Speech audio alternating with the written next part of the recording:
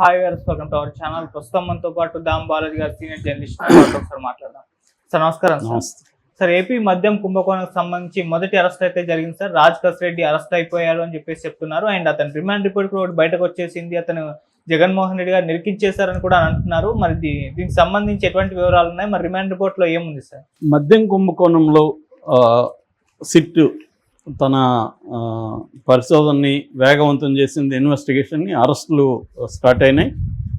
Already Vijayasai రెడ్డితో 2 సార్లు SIT సమావేశమైంది. Vijayasai రెడ్డిని గంటల పాటు విచారణ కొనసాగింది. విజయసాయి రెడ్డి అనేక విషయాల్ని సిట్కి ముందు ఉంచాడు. ఎందుకంటే ఈ కుంభకోణంతో విజయసాయి రెడ్డికి కూడా సంబంధం ఉంది. ఈ కేసులో విజయసాయి రెడ్డి అక్యూజ్డ్ నెంబర్ 5గా ఉంటున్నాడు. సో మెల్లగా విజయసాయిరెడ్డి అప్రూవర్గా మారే అవకాశాలు కనిపిస్తున్నాయి. ఎందుకంటే జనరల్గా ఇన్వెస్టిగేటివ్ ఏజెన్సీలు ఏం చేస్తుంటారంటే ఆ కేసులో బలంగా ఉన్న ఒకరిని ఎవరినైనా అప్రూవర్గా మార్చేసి వాళ్ళ వాంగ్మూలాలు బేస్ చేసుకొని మిగతా వాళ్ళని అరెస్ట్ చేస్తారు. ఎందుకంటే మిగతా రకాలైన ఎవిడెన్సులు రకరకాలుగా ఉంటాయి. మెటీరియల్ ఎవిడెన్స్ కావచ్చు, డాక్యుమెంటల్ ఎవిడెన్స్ కావచ్చు, లేకపోతే హ్యూమన్ ఎవిడెన్స్ కావచ్చు, ఇలా రకరకాలుగా ఉంటాయి. ప్రధానంగా ముఖ్యంగా రాజకీయ ప్రేరేపిత కక్ష పెట్టే కేసులంతా కూడా జనరల్ మోడస్ ఆపరెండి ఏం జరుగుతుందంటే ఆ కేసులో ఉన్న ఒకరినో ఇద్దరినో అప్రూవల్గా మార్చేయడం, వాళ్ళని 164 స్టేట్మెంట్లు జడ్జి దగ్గర ఇప్పించడం, దాన్ని బేస్ చేసుకొని మిగతా వాళ్ళని అరెస్ట్ చేయడం అనేది జనరల్గా ఇది మన దేశంలో జరిగేది. ఢిల్లీ లిక్కర్ కుంభకోణంలో కూడా సేమ్ ఇలాంటి ప్యాటర్నే జరిగింది. దాంట్లో ఉన్న అరవిందో శరత్ చంద్రారెడ్డి కావచ్చు, ఇంకొంతమంది బుచ్చిబాబు కావచ్చు, ఇలాంటి వాళ్ళని అప్రూవల్గా మార్చుకున్నారు. వాళ్ళ స్టేట్మెంట్లు బేస్ చేసుకొని కవితను అరెస్ట్ చేశారు, కేజ్రీవాల్ని అరెస్ట్ చేశారు, ఆపులో ఉండే మిగతా వాళ్ళని అరెస్ట్ చేశారు అనమాట. అంటే ఎవరి మీద మనం కక్ష చేయాలో దీనికి సంబంధించి ముందుగానే ప్లాన్ చేసుకొని వేరే వాళ్ళని కూడా దాంట్లో ఇరికించడం, వాళ్ళ అప్రూవల్గా మారిపోయారని చెప్పడం, ఈ ప్యాటర్న్ ఒకటి కనిపిస్తుంది. ఇప్పుడు ఈ మద్యం కుంభకోణంలో కూడా తెలుగుదేశం కూటమి ప్రభుత్వం ఇదే ప్యాటర్న్ని అనుసరిస్తున్నట్టుగా మనకు కనబడుతుంది. సో మొత్తంగా మద్యం కుంభకోణంలో 29 మందిని అక్యూజ్డ్గా ప్రజెంట్ చేర్చారు. అందులో జగన్ అయితే లేడు. మళ్ళీ కూడా జగన్ని చేర్చే అవకాశం కూడా లేకపోలేదు. అయితే ఇప్పటి వరకు ఈ కేసులో ఏం జరిగిందంటే, 1 విజయసాయిరెడ్డిని విచారించారు, 2 మిథున్ రెడ్డి, పెద్దిరెడ్డి రామచంద్ర కొడుకు, జగన్కి చాలా క్లోజు మిథున్ రెడ్డిని కూడా దీంట్లో విచారించారు. ఆల్రెడీ మిథున్ రెడ్డి సుప్రీంకోర్టు వరకు వెళ్ళి కొంత ఊరట అంటారు కదా, అలాంటి ఊరట అంటే ఈ మంత్ ఎండ్ వరకు కూడా ఆయన్ని అరెస్ట్ చేయొద్దండి అని సుప్రీంకోర్టు చెప్పింది. విచారణ జరగబోతుంది కాబట్టి ఆ మేరకు ఆయన అరెస్ట్ చేయలేదు. బట్ విచారణకైతే ఆయన కోఆపరేట్ చేయమన్నాడు, ఆయన కూడా కోఆపరేట్ చేస్తున్నాడు, వచ్చాడు. ఇక కసిరెడ్డి రాజిరెడ్డి, ఈయన పూర్తి పేరు కసిరెడ్డి రాజశేఖర్ రెడ్డి, రాజ్ కసిరెడ్డిగా ఆయన మార్చుకున్నాడు. ఆయన ఎన్ఆర్ఐ. ఆయన గత ప్రభుత్వంలో ఐటీ సలహాదారుగా పనిచేశాడు. సో ఆయనకి మధ్య కుంభకోణానికి సంబంధించి అప్పగించారు. ఇదేంటంటే ఆంధ్రప్రదేశ్ స్టేట్ బెవరేజెస్ కార్పొరేషన్ కింద వీళ్ళే గవర్నమెంటే షాపుల్ని రన్ చేసినప్పుడు కొన్ని కొత్త బ్రాండ్లు కావచ్చు, లేదా పాత బ్రాండ్లని కొత్తగా ఇంట్రొడ్యూస్ చేయడం కావచ్చు, ఇవన్నీ ఇంట్రొడ్యూస్ చేశారు. ఈ క్రమంలో తను కొన్ని బ్రాండ్లని ఇచ్చేసి వాళ్ళకి రేట్లు ఫిక్స్ చేసి రేట్లలో కమిషన్ తమకి ఇవ్వాలి. అది నెలకు 60 కోట్ల వరకు వసూలు చేశారు.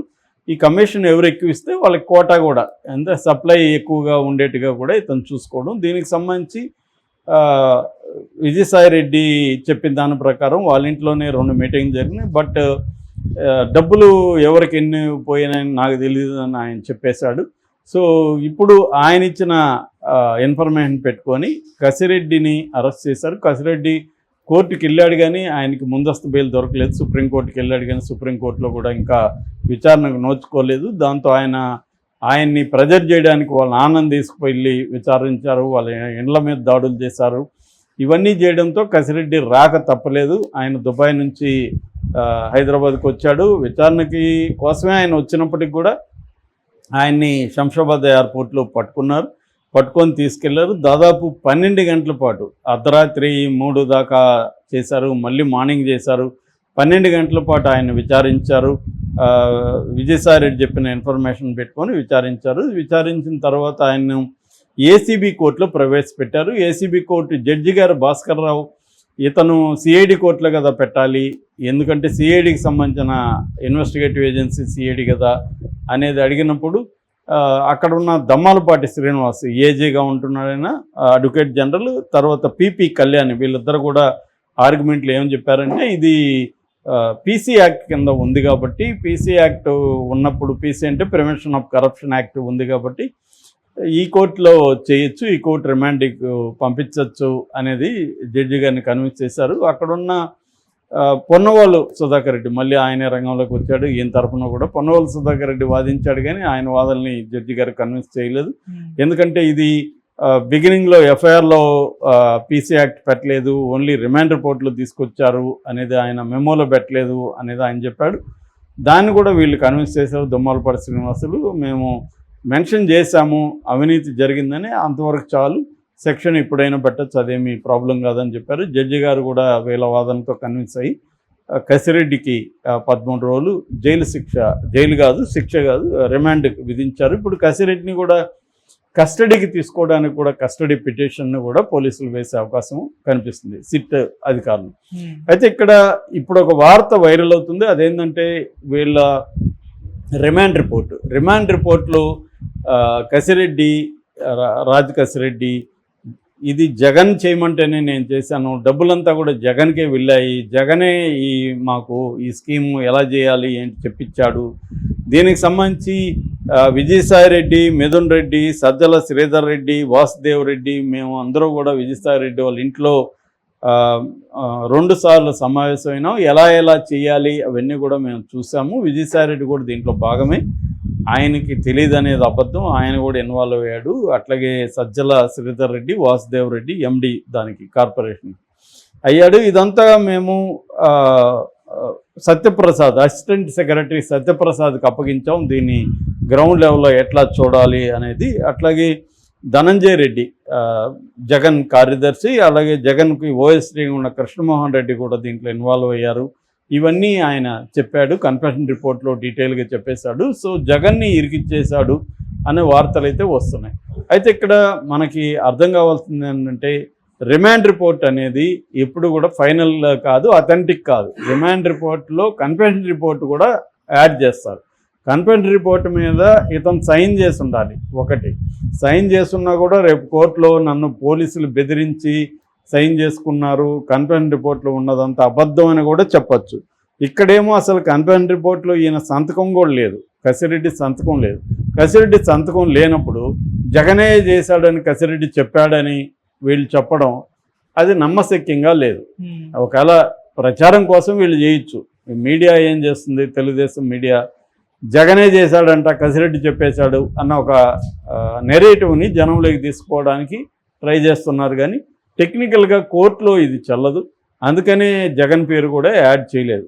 కోర్టులో చెల్లాలంటే ఇతను సంతకం చేసి ఉండాలి, లేదా ఇతను అప్రూవర్గా మారాలి, లేదు విజయసాయి రెడ్డి ఏమన్నా అప్రూవర్గా మారి ఇది జగనే చేశాడని చెప్తాడేమో చూడాలి.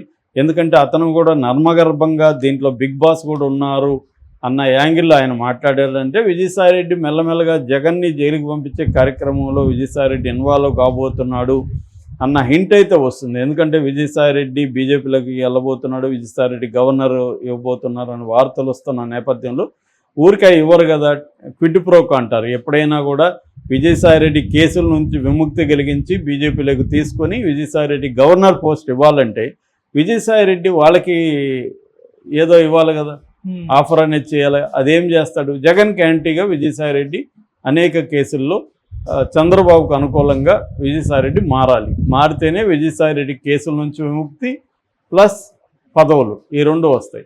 సో అందుకనే విజయసాయి రెడ్డి మెల్లమెల్లగా కయ్యం పెట్టుకునేదానికి ట్రై చేస్తున్నాడు. పొలిటికల్గా డ్యామేజ్ చేయడం జగన్ని, 2 లీగల్గా డ్యామేజ్ చేయడం, ఈ 2 యాంగిల్లో విజయసాయి రెడ్డి వెళ్తున్నట్టుగా మనకి కనబడుతుంది. అందుకనే విజయసాయి రెడ్డి బస్తీ మీద సవాల్ అంటూ తొడదరుస్తున్నాడు వైసీపీ మీద.